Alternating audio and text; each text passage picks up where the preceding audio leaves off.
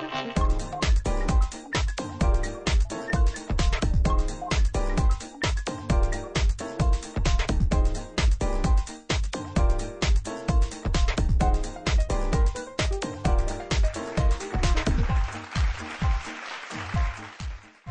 evening and welcome. You are watching Ben TV. I'm your host this evening, Remy Shelton. We're discussing an interesting topic.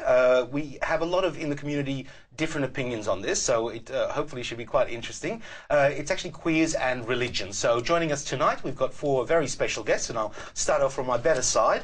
I've got Joy Etzel. You are what?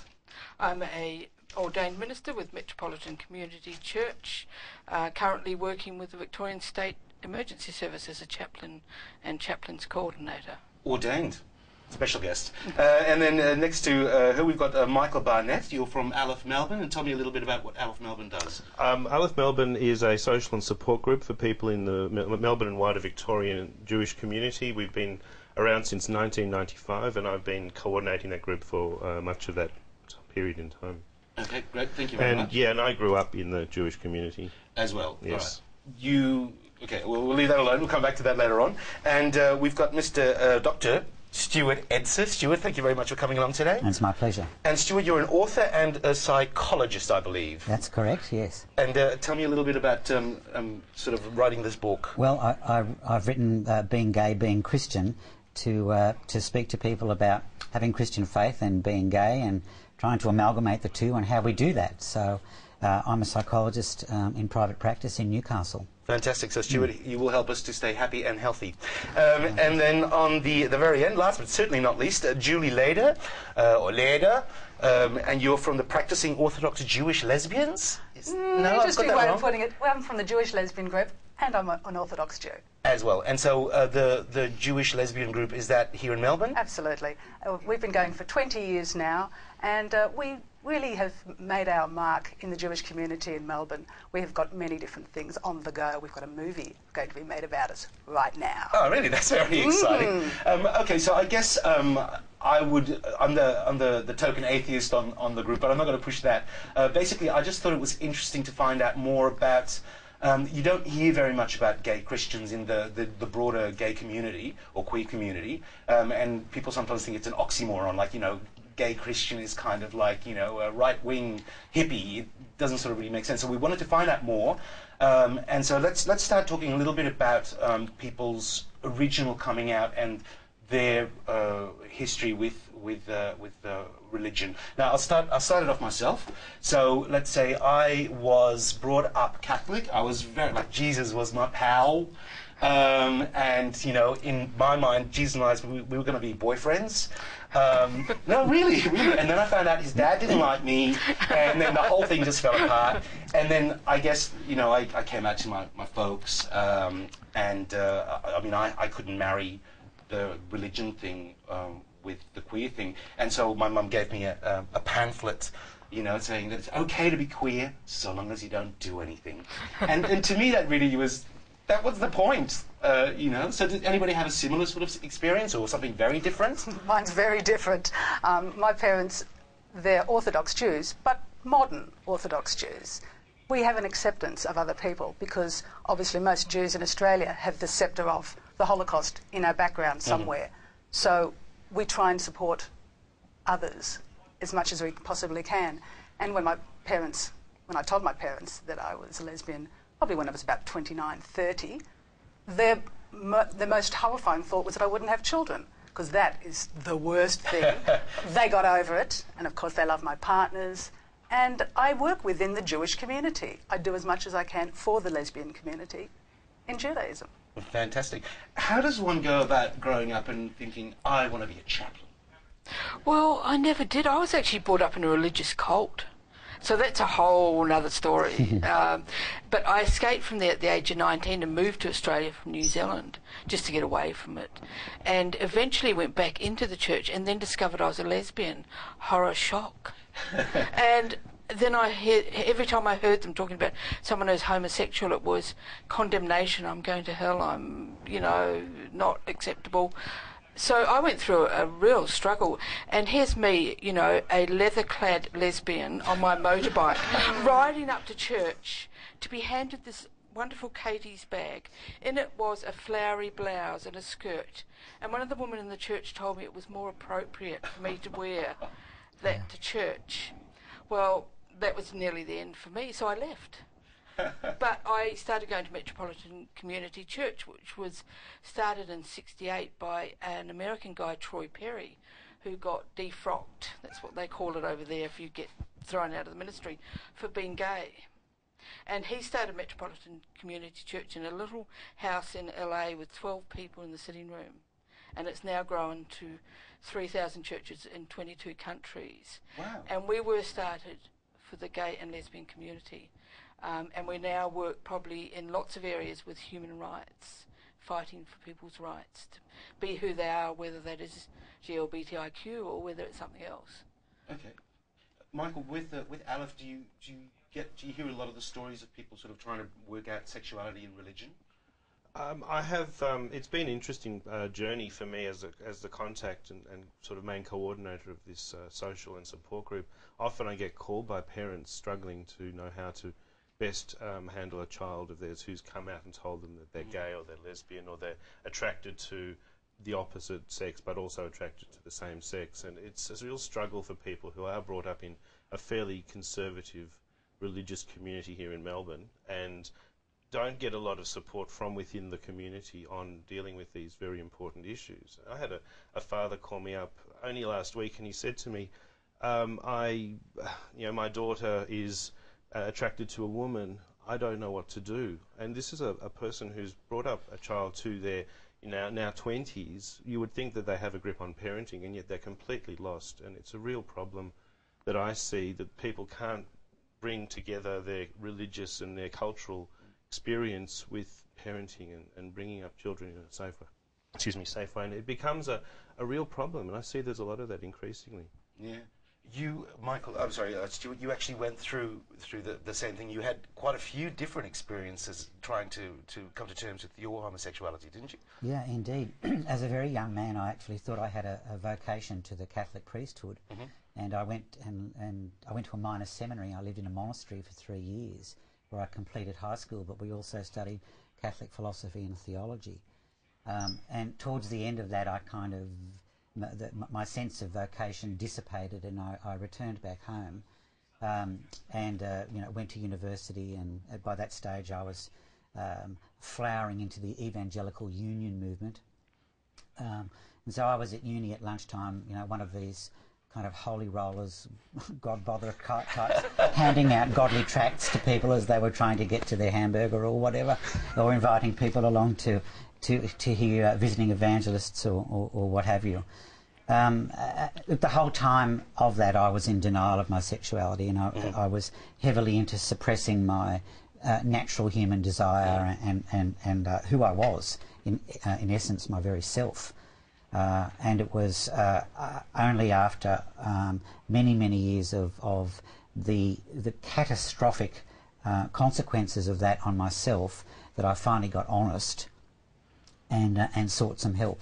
So I went to see a psychologist myself, who later on became a colleague and firm friend, and it was the psychologist that helped take me through the issues of who I was and desire and how it all works and what I wanted and who I was, and I learned to accept myself, and during those years it was interesting. I had decided to put God on the shelf.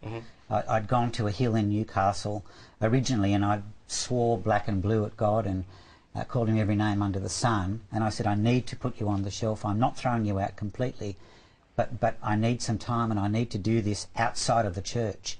I'd had enough of Christian counsellors and healers and people laying on hands and prophets and all the rest of it, and deliverance from so-called demonic spirits, and I needed to get some help outside the church, and so I did, and that was my breakthrough.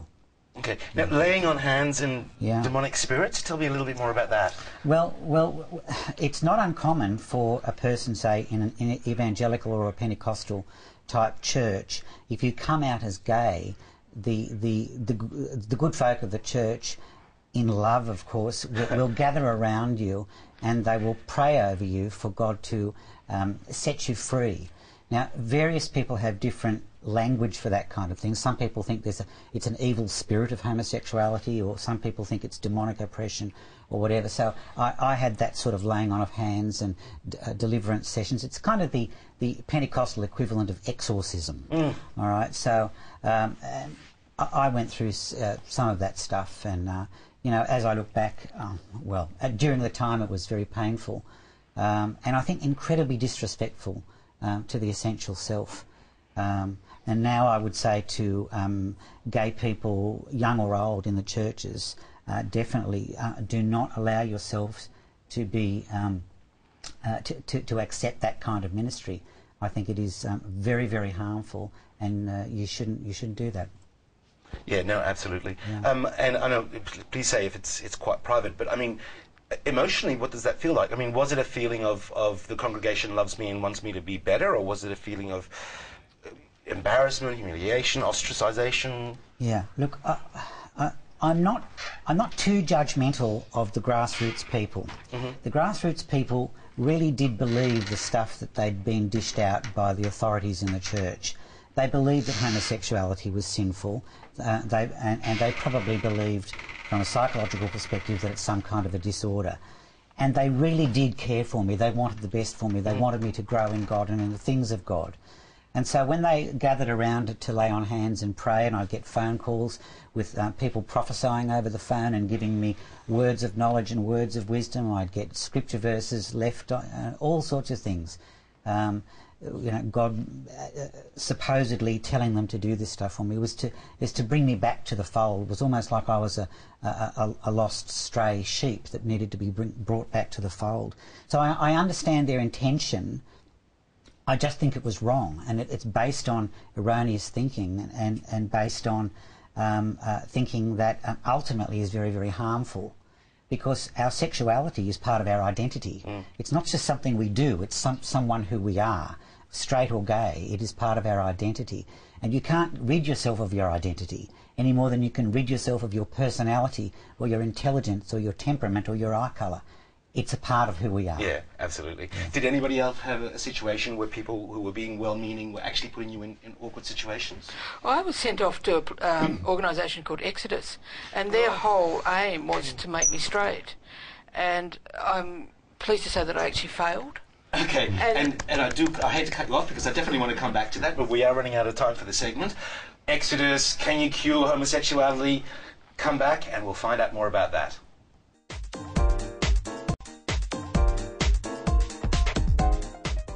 Welcome back. You're watching Ben TV. Tonight we're discussing queers and religion, and I've got some auspicious guests with us. Now, one of us was talking about a particular group, and there was a groan from the rest of the guests. Now, Joy, tell me more about the group that you were talking about.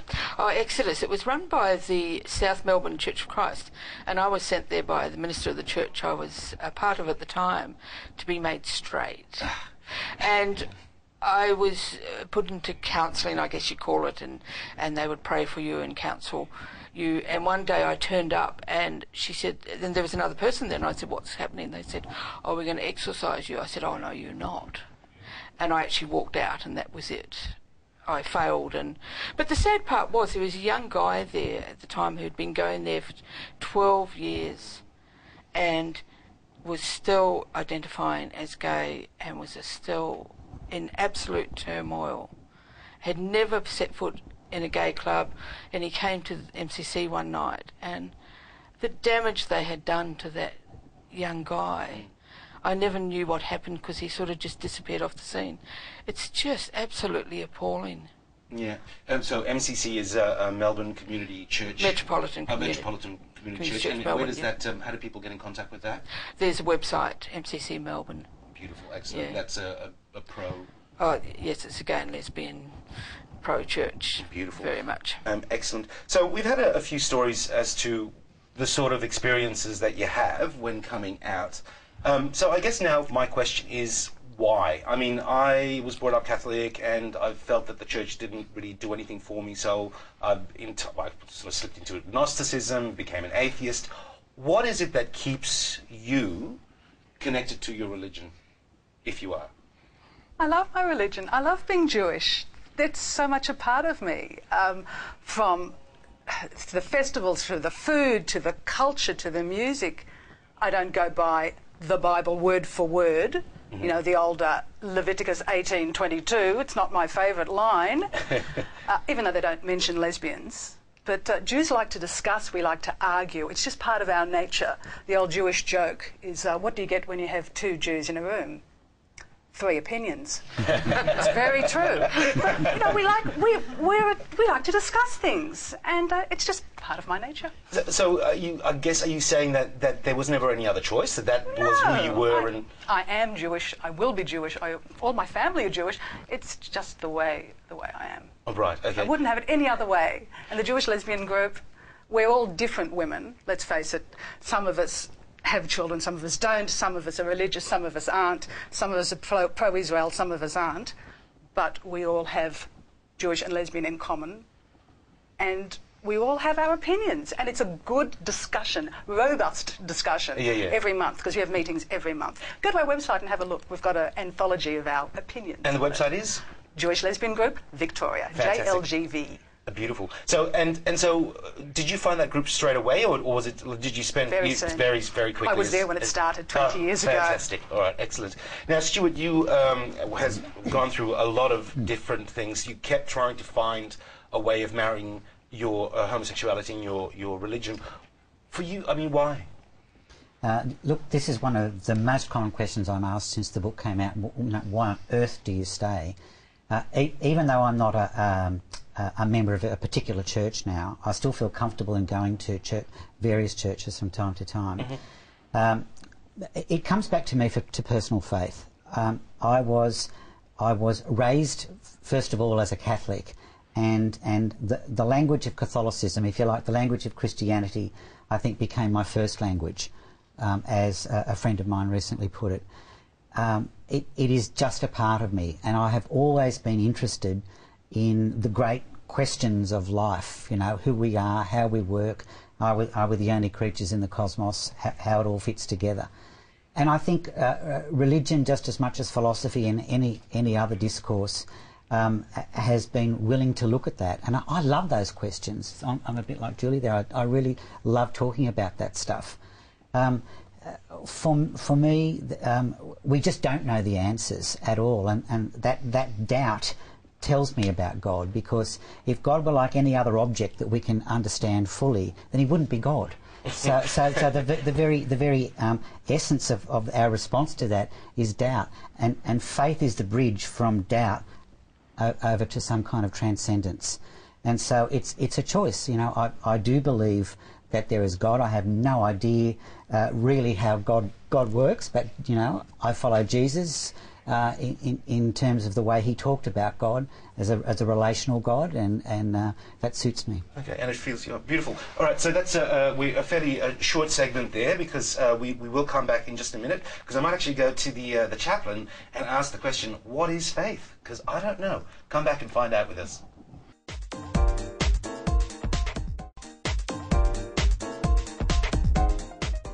Welcome back. You're watching Ben TV. We're discussing queers and religion. We've got a professional with us. We've got a chaplain.